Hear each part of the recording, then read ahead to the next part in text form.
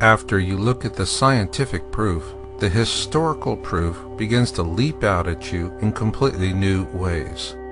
A good example of this new context can be found with Jeremiah, a prophet from the Old Testament. He felt compelled to warn us of something he called the destroyer, and he clearly foresaw how the entire earth would suffer its wrath. In Jeremiah 25:32 and 48:8 we read, "Disasters will soon spread from nation to nation. They will come like a powerful storm to all the faraway places on earth."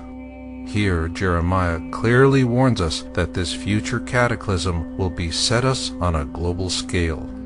He goes on to say, "The destroyer will come against every town. Not one town will escape. The Lord said this will happen."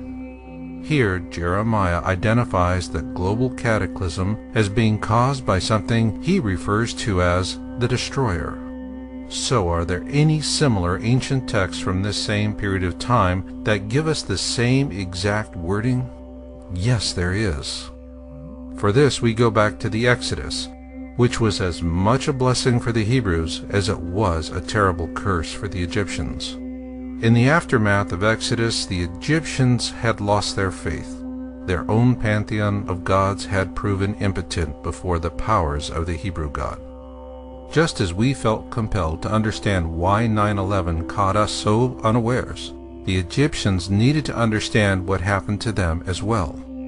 So as the Hebrews began to write the Old Testament, the Egyptians simultaneously penned a massive anthology called the Great Book. The original text was written in ancient Hieratic and was later translated into Phoenician and then on into English. In its original form, the Great Book was the size of a modern encyclopedia, and it offered very precise historical accounts. Two such notable accounts were Noah's flood, or the deluge as it is more commonly known across the four corners of the earth. In the Egyptian account of Sesuda and Hanok, they described an ark very similar to the one built by Noah, and in much the same manner. Then there are the Egyptian accounts of the 10 plagues of Exodus.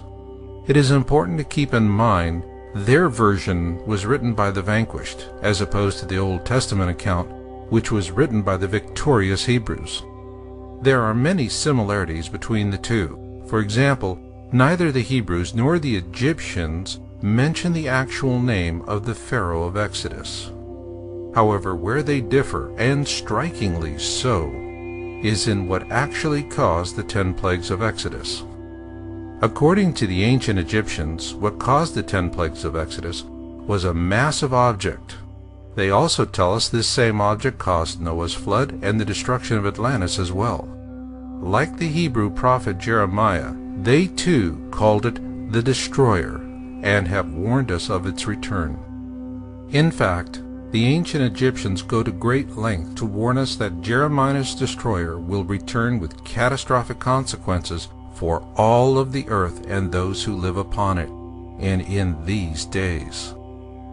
What remains of these ancient Egyptian historical accounts are contained within the first 6 books of the Colburn Bible, and they corroborate similar accounts in the Hebrew Torah, or the Old Testament as it is referred to by Christians.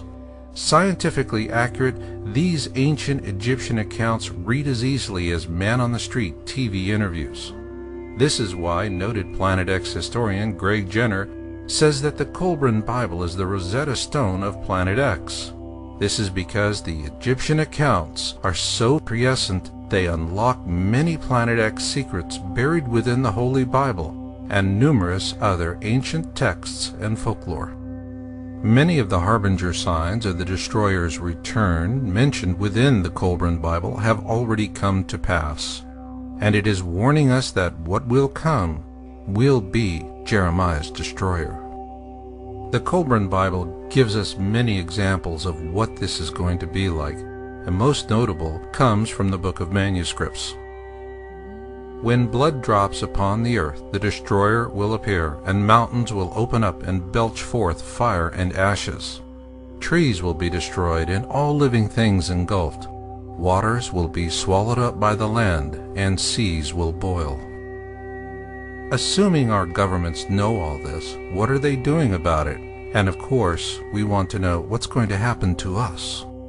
Well, our governments have known about it for a long time, and yes, they're doing plenty about it. The question is, what are you doing about it?